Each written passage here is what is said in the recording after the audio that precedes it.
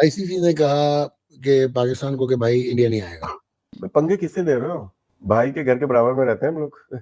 राशिद लतीफ का एक video viral हो रहा है, तो वहां पे राशिद लतीफ ने यह कह दिया कि भाई के घर के पास में रहता हूं मैं। यहां पर उनका इशारा था दाऊद इब्राहिम की तरफ। जी, राशिद लतीफ बात कर रहा है डी कंपनी की और बता रहा है कि उसका कनेक्शन डी कंपनी के साथ है। बोला है कि किससे पंगे ले रहे हो, गेम हम चलाते हैं, जो गेम चलाता है वो यहाँ रहता है, कराची में रहता है। क्रिकेट टीम के साबिक कप्तान राशिद लतीफ ने एक टीवी चैनल के ऊपर बैठकर 2-3 बातें की हैं चैंपियंस ट्रॉफी के मुद्दे के ऊपर, जो बड़ी खास है। और फिर उन्होंने एक बात की कि ये it's not PCB versus BCC है, it's PCB versus rest of the world cricket. क्योंकि भारत की मंतक मुझे समझ में नहीं आई कि हमारे लिए हर चीज उल्टी, उनके लिए हर चीज सीधी। ये तो कोई वो कहते हैं ना कि हमारा डॉगी जो है वो फला चीज और उनका डॉगी टॉमी, वाली बात हो गई यार। ये कैसे हो सकता है? भारत तो बिल्कुल उनकी मंतक। पाकिस्तान के फॉर्मर कैप्टन राशिद लतीफ, राशिद भाई ने इंडिया का जो ओवरऑल स्टांस है ना चैंपियंस ट्रॉफी के ऊपर, उसको कहा है कि ये अनएक्सेप्टेबल है। और राशिद भाई ने अगर ये कहा ना कि यार ये मसला स्पोर्ट्स रिलेटेड है ही नहीं, ये मसला क्रिकेट रिलेटेड है ही नहीं, ये प्योर पॉलिटिकल इशू है, ये बात भी बिल्कुल ठीक है। मैं नकवी साहब हूँ, मैं डेडलॉक नहीं खत्म करता, ठीक है। आप मैं हाइब्रिड मॉडल पे खेल जाता, क्या लेकिन खेल? अपना रेवेन्यू नहीं छोड़ता मैं। बनिए को तंग कहाँ पे करोगे? पैसे से करोगे तो बनिए के पैसे निकालो ना आपकी जेब से। एक तरफ जहां पे चैंपियंस ट्रॉफी में सेफ्टी की बात हो रही है, वहीं दूसरी तरफ देखिए राशिद लतीफ जो है धमकियां दे रहे हैं दाऊद इब्राहिम की। वो देश जहां पर इस वक्त तेल भी 850 का है तो टमाटर 400 रुपए किलो है। कितनी बड़ी बड़ी बातें किए जा रहा है।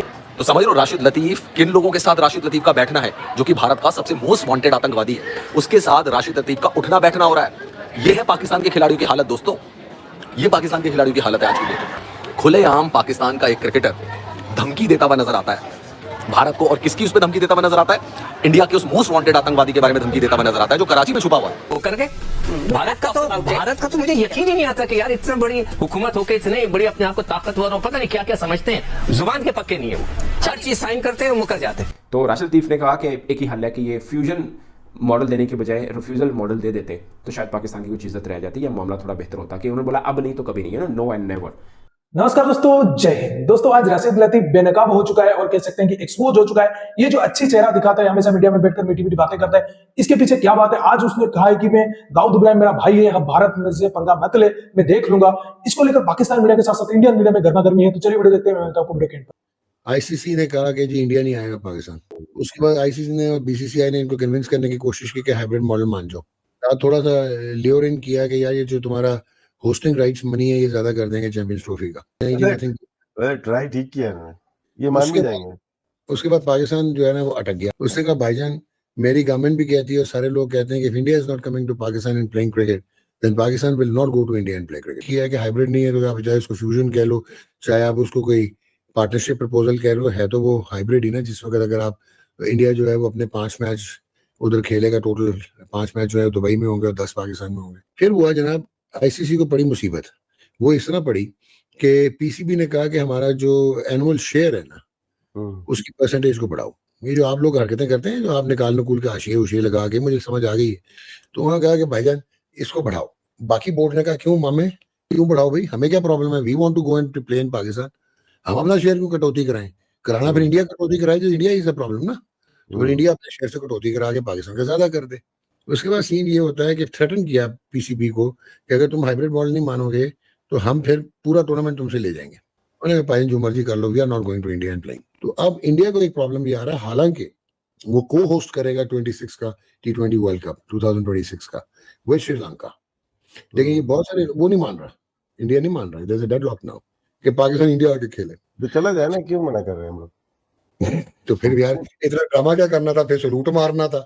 2016 के बाद आईसीसी चेयरमैन में कन्वर्ट हो गया, चेयर हो गई, और आईसीसी की चेयर में चौथे बने जेशा, और इन 4 में से 3 इंडियन है। ठीक है, 3 इंडियन है इन 4 में से। एक ये ग्रेग बाकले था, बाकी तो शशांक मनोहर थे, और ये लोग वो थे श्रीवनासन थे। वाला ना, सीमेंट वाला ना, जिसने जो मैच फिक्सिंग में पकड़ा गया था। आगे चले, टीम बैंड हो गई थी। आगे चले, आवाज नहीं आती मुझे कहीं। मुझे याद है, मैंने एक ना, मैं आपको शो करता हूँ, मैं रॉयटर्स या एएफपी पे मैंने किया एक सॉलिड इंटरव्यू दिया। उसमें मैं बताया श्रीनिवासन ना ये गेम बजाता है। फिर उन्होंने काउंटर पे सवाल तो करते ना, उसने कहा ये लतीफ पागल आदमी है। 6 महीने में अंदर पकड़ा गया, उनकी टीम बैन हो गई। पंगे किससे ले रहे हो?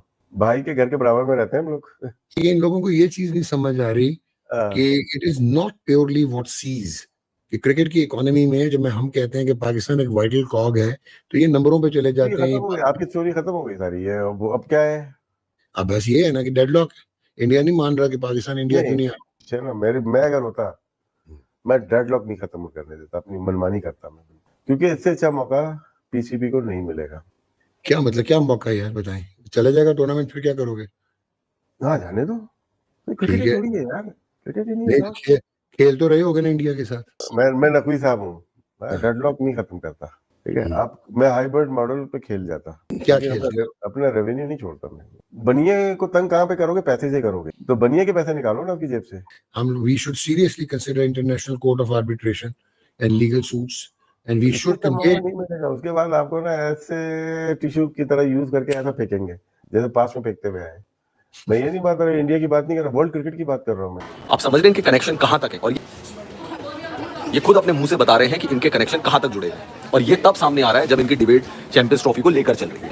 वीरेंद्र सहवाग को उन्होंने बहुत गंदी गंदी गालियां दी थी राशिद लतीफ ने। वो राशिद लतीफ अपनी बातों से ये बताने की कोशिश कर रहे हैं कि उनका अंडरवर्ल्ड के डॉन के साथ बहुत बड़ा कनेक्शन है। और उनकी जो ये वायरल चैट है डॉक्टर नौमान नियाज के साथ, वो इस वक्त वायरल हो रही है, जिसमें वो कह रहे हैं कि भाई हमसे पंगा मत लो, मैं भाई के घर के पास रहता हूँ, भाई कराची में रहते हैं। फिर नौमान नियाज उनसे कहते हैं कि भाई ये सिगार और स्कॉच वाले जो बंदे वो हमें भी मिलाओ उनसे।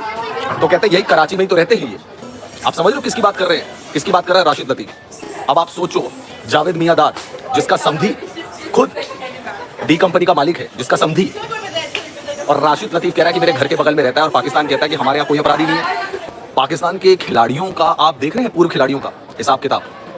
फिर ये लोग कहते हैं कि हमें आतंकिस्तान क्यों कहते हो, हमें टेररिस्तान क्यों कहते हो। फिर ये लोग ये चीजें करते हैं। कितनी बार डॉजियर दिया जा चुका है। पाकिस्तान वाले क्या कहते हैं? पाकिस्तान वाले कहते हैं जी नहीं, हमारे यहाँ तो कोई डी कंपनी का बंदा नहीं छुपा हुआ, हमारे यहाँ कोई नहीं है। इंडिया का मोस्ट वांटेड आतंकवादी कराची में रहता है, कौन नहीं जानता इसको। पाकिस्तान इन चीजों से मुकरता है, लेकिन पाकिस्तान के क्रिकेटर उनकी पोल खोल देते हैं और खुलेआम बोलते हैं कि भाई हमारा रिश्ता है और सारा क्रिकेट तो हम चलाते हैं और हमसे पंगा मत लेना भाई। भाई जो है वो सारा गेम चलाता है, ये तो छोटी मोटी चीजें हैं, भाई पूरा गेम चलाता है। राशिद लतीफ अपने लाइव में उस समय बोलता है कि अभी इमरान ताहिर आने वाला है, इमरान ताहिर तुमको बताएगा, काफिरों को इमरान ताहिर को भी मतलब ये सारी चीजें बताएगा। ऐसा उसने कुछ प्रिटेंड किया था, ऐसा कुछ उसने बोला था, इमरान ताहिर को आगे रख के उसने सारी चीजें बोली। और ये मानसिकता सिर्फ राशिद लतीफ की नहीं है, मानसिकता पाकिस्तान के ज्यादातर क्रिकेटर्स की है। एक जावेद मियांदाद है जो बोलता है भारत के ऊपर परमाणु बम गिरा दो, फिर वही जावेद मियांदाद तलवार निकाल के बोलता है कि भैया वक्त आएगा तो मैं भी मारने काटने के लिए तैयार हूँ। ये क्रिकेटर की भाषा है। तेरे हाथ में बैट होना चाहिए, तुम्हारे हाथ में तलवार नहीं होनी चाहिए। एक शोएब अख्तर है जो बोलता है गजवाए हिंद बना देंगे, एक जाका अशरफ जो बोलता है कि दुश्मन देश में हम अपनी टीम भेज रहे हैं। राशिद लतीफ बोल रहा है कि भाई अंडरवर्ल्ड डॉन तो हमारे यहाँ बैठा हुआ है। और नौमान नियाज कह रहा है कि मिलाओ मुझे उससे, तो कहता है ठीक है मिलाते हैं। सिगार स्कॉच की बात चल रही है, बोलता है कि हमसे पंगा मत लेना, सारा गेम तो हम चलाते हैं, सब कुछ हम मैनिपुलेट कर लेते हैं। तो कि क्या इंडियन क्रिकेट टीम को भेजना वहाँ पे सही है? क्रिकेट टीम के साबिक कप्तान राशिद लतीफ ने एक टीवी चैनल के ऊपर बैठ के 2-3 बातें की हैं चैंपियंस ट्रॉफी के मुद्दे के ऊपर, जो बड़ी खास है। उन्होंने बोला कि ये जब ये बोर्ड मीटिंग नहीं हुई थी उससे पहले पाकिस्तान की पोजीशन बहुत मजबूत थी, मगर अब बहुत कमजोर हो चुकी है। और फिर उन्होंने एक बात की कि ये it's not PCB versus BCC है, it's PCB versus rest of the world cricket. Rashid Latif को ये डर है कि कहीं इसका रिएक्शन लेते हुए अफगानिस्तान बोर्ड भी इस हद तक ना आए, वो कहे कि ठीक है चैंपियंस ट्रॉफी में पाकिस्तान पहले गिरा हुआ है तो मजीद झटका दें इनको। वो कहते हैं हम भी नहीं आते आपके देश में, क्योंकि भारत तो पहले ही रेडी है। और भारत के पलड़े में बैठने का मतलब है कि अफगानिस्तान का वजन भी बढ़ जाएगा, क्योंकि हम पाकिस्तान के अंदर कह रहे थे कि हमारी प्रेफरेंस पाकिस्तान को ऊपर रखने। जैसे दुबई पहुंचे हमने बोला कि क्रिकेट को बचाने, उन्होंने बोला कि दोनों चीज़ों में मुतजाद है और ये मानना पड़ेगा कि हम कमज़ोर हुए। हमें मतलब इनडायरेक्टली वो कहना चाह रहे थे कि हम अपनी पोजीशन से हैं।